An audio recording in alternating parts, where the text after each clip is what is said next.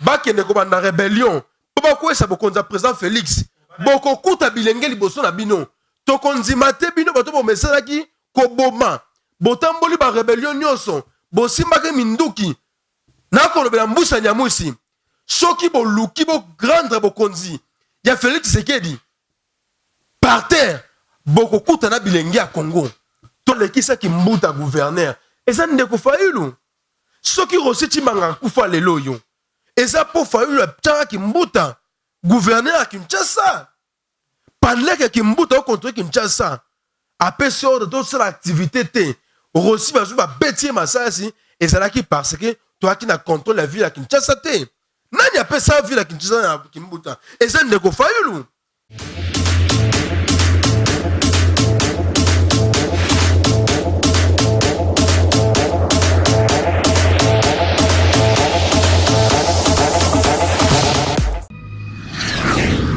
Vision Plus TV, l'excellence et la rapidité. Balandia Vision Plus TV Mbotenabino partout Bolanda biso na mon message ya ko sembola ba question d'actualité lelo tozuli sous encore une fois de plus moi na mboka Elvis Bolungu azaki bongo candidat député national na circonscription ya Funa azali bongo pe lelo ko soutenir moi na mboka Félix Antoine Tshisekedi Tshilombo, 5e président de la République. Moi, Mboka Elvis Bolungu Mbote. Mbote, moi, Mboka Raphaël Okonka. Merci, Mingandengo, Bengi Singa, les Soumoko, Alléluia. Mais il faut, Ebelo, Komoko, Tango, Posantarangai, Boy. Il faut, Olobaka, Mingi, Ken. Na soutenir qui, na bande, ko soutenir Mokonzi. Félix Tshisekedi, avant même, Genève. Na bande ko soutenir ye tangu na mona kimbilinga mbilingi kote na kati ensemble po na banza kete moto akoye ko telemisa bendele ezaki président Moïse Katumbi maintenant président Moïse Katumbi ba empêcher ya wana bi po na ngai comme na tu Tshisekedi c'est na ko soutenir candidat IDPS ko bimisa. Maintenant, Bimisa qui tombe à l'élection et comme au Kende avant le résultat, il y a le baki qui est évident sur terrain. Ils mon amboka Martin Fayulu a gagné. Hein? Il faut qu'on rappelle en Europe. Sur terrain à Kinshasa, où est-ce que vous allez connaître? Tout comme 5 jeunes, au besoin qui risque de soutenir le président Félix Tshisekedi. Nakati ensemble, le rôle Elvis. J'étais le seul. Et puis, on a ma conviction. Dans le baki non à Kinshasa, Fayulu, c'est une évidence. Oyebi eloko to sala yalini. Bisiko mwana mboka Félix Tshisekedi abimi premier. Fayulu abimi troisième. Bisiko Fayulu abimi premier, mwana mboka Félix abimi deuxième. So qui na deka sai. Ba président Félix ebeti ba 90%. Mwana mboka Fayulu a une troisième. La sima Chadari. Mais ba place mwana mboka Fayulu abimi premier, biso deuxième. Na Kinshasa, Fayulu nous a battus, mais nous étions deuxième. Donc, quand je disais que non, na Kinshasa, Fayulu, oui, il faut y bango. Na no ba kite que Fayulu a gagné l'élection, non, na ba ki na Kinshasa, Fayulu a gagné na Kinshasa. Mais Congo a Kinshasa te. Et ça qui mbilingo ba to comprendre kite. Et puis même dans la réseau, ceux qui nazo loba makambu, ba to que ça image wana. Les gens n'avaient pas compris ce que j'avais voulu dire. Faire la politique ne nous empêche pas d'être honnête dans la vie. Dans le cas que non à Kinshasa, moi, Mboka Fayulu a gagné la Kinshasa. Mais la province, nous gagner qui? Au-delà il faut que c'est une réalité, c'est une évidence.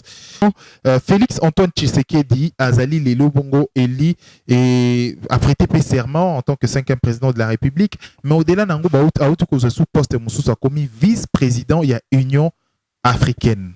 L'impression dans les a commis 2e vice-président, il y a Union africaine, ils allient espoir. Espoir pour le Congo, mais espoir pour l'Afrique Mobimba. Au Yébi que Congo, la Bissau, ils allient pays stratégique. Le loyo, qu'on vend dans l'Angbende, il y a beaucoup de il y a Union africaine, et ils qu'on permettre l'émergence et la relation diplomatique entre la RDC et les autres États. Pour que le place RDC Zali, nous avons besoin d'avoir une coopération oyo ba retomber nango zali positive pour la RDC. Le loyo, il n'y a aucun pays dans le monde entier où il se développer dans la clause fermée. Non, nous sommes obligés de coopérer avec les autres parce qu'aujourd'hui, le monde est devenu un village planétaire. Les loyaux, ils allaient qu'on accepte la diplomatie, la bise comme aucun devoir émergence. Émergence va nous permettre de être en contact avec Mboka Mosusu, de vendre des relations diplomatiques et consulaires. Na Mboko to kota ki na noté et que ça en sorte que to ko la mesure il y a qu'on vendre image RDC positivement. Tant que tu vendre image RDC positivement sur le plan interne et extérieur, mais sur le plan interne, tu es obligé à ordre dans Mboka. Il y a qu'à éradiquer l'insécurité, il y a qu'à éradiquer l'injustice, qu'à réformer la justice et qu'on ça en sorte que les investisseurs ou bakoya na Mboka na biso pour to sali to peteki image ya malamu pour na Mboka na biso tant ba investisseurs na bakoya bakozala en sécurité pour to komisa justice et comme appareil moko o ekosala te mbongwana kote ya so na Mboka tant ba investisseurs crédible bakoya misala kopesa na Mboka bana Mboko bazali na chômage bilenge bakozwa misala tant bilenge bakozwa misala et qu'on soit en sorte que motonio soza na makoki ya kofuta taxe pe impôt pas ko na l'état tant ko futa pas ko l'état l'état okoma na misolo mingi et ko permettre l'état na biso afuta ba policier afuta ba agent à carrière à service public afuta ba enseignant ba médecin to tonga ba nzela to pesa mai na population. Mbongo wana so kota bongo yango wana je salue Koyana Bokonzi ya président Félix Tshisekedi na kati ya Union africaine et PC espoir na Congo et PC biso bokasi lisusu et puis eye ko parachever contestation à légitimité oyo batu moko boye ba libanda mboka bala ko manigancer ba lobby pour battre la Bokonzi na mboka Félix et élection le président Félix eye ko kwisa moté à ma baie au bande comme musuto bandaki na mabitumba bakumaki na moté à ma baie. Est-ce que c'est une élection stratégique témoin? Mais ça doit être stratégique parce que le Congo ezali na kati ya ba enjeu nyonso ya monde entier. Mais il faut ba peke ko ya président Félix Tshisekedi et pesi mo pepe asika pe côté simbongwana na Afrique pe na Congo mobimba. Lelo yo Congo na biso lobby moleki ezala qui classé parmi les pays à haut risque. Mais le loyo, nous sommes en train de frôler une certaine stabilité politique et causons sa confiance. Même pour les investisseurs nationaux, et l'oko est la mieux dans la biso alternance. Et c'est comme causons sa malé de confiance. Mais biso peba na mboka, il faut to bunda pour to cimenter confiance sur na maluba na biso. Tant que certaines personnes pour jouer qui élection té o kuma ko ba be pour mboka na yo wana za patriotisme té yango wana na ko senga na bilenge Congo toza la biso banso sima Bokonzi ya mwana mboka Félix Antoine Tshisekedi Tshilombo pour te permettre mboka na biso et kende liboso.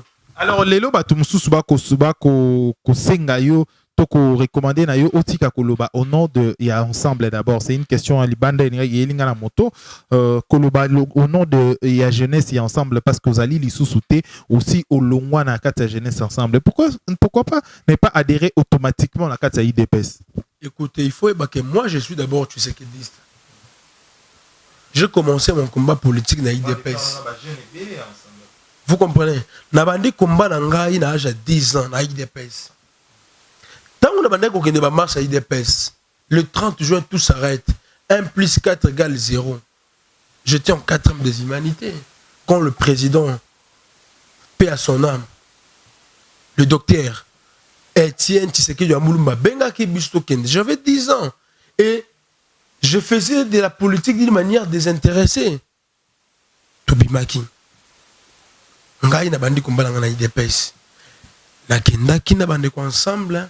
Parce que mon parti oyo nezalaki na kati ya MPCR ekotaki na kati ensemble par loyauté fait un travail kuna.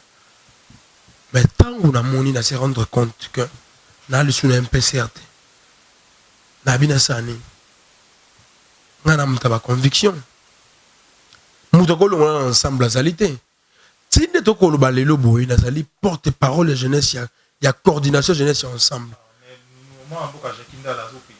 Moi, Azopekisa, en tant que qui? Jacques Ndala, en qualité de secrétaire, il est le secrétaire général, il y a jeunesse. Qu'est-ce que j'ai à voir? Aza deuxième personne, et Nakati a Makambo, Nakati a structure. Jacques Ndala devrait se taire. Politique, au bas ça la wana, yango te so bunda combat. Au ça la politique pour résoudre les problèmes libomuna. Non, je suis venu en politique par conviction. Tout ce que je fais en politique, c'est par conviction. Quand Jacques Ndala, quand haineux, ils sont venus en politique parce qu'il a échoué dans un domaine bien déterminé. Non. Il vient en politique parce qu'il n'a plus d'emploi. Non. Moi, j'ai donné toute ma jeunesse pour ces combats et alternance. J'ai commencé à faire la politique de manière désintéressée. Bandanga la bandi politique, na militaire d'opposition à Chajate. Jacques Ndala qui lobi na mende. Jacques Ndala qui lobi na Pierre Lumbi. Attends, ba parti nyonso parce que aki na souci ya nzala libumunaye ako sa politique. Est-ce que Jacques Ndala politique? Il n'est pas un politique, c'est un monsieur de la rue qui fait de bruit. Pour ba bengana ke na mosala likwa biloba loba na e na mona mboka Lambert Mende. Bato ba ki na politique pour na combat et solo ki ba biso ba investi bolungu. J'ai commencé à combattre le régime Kabila à l'âge de 10 ans. Si les lots n'a changé, je n'ai jamais été corrompu par le pouvoir de Kabila. Si les lots, alternance et salami, il y a un autre sali. N'a changé combat dans la thé. Et tant pourquoi est-ce que aucun ndeko Jacques Ndala a cause de l'eau mususu ekotanga kombo na ngai motonini okolongola nga na kati ensemble naza na kati ensemble mais pour na ngai na ko bisa bilenga ensemble na ko bisa bandeko na nga ensemble bakulut na nga ensemble que les loyo to soutenir moi na mboka Félix Antoine Tshisekedi parce que tout cela qui est présent Félix na kati ya rassemblement na kati ya rassemblement on a président Félix Kabila a proposé qu'à PCA primature à se débarrasser na présent Pierre Lumbi na présent Moïse Katumbi moi na mboka mokonzi ya Minei ya mitano aboya ki yango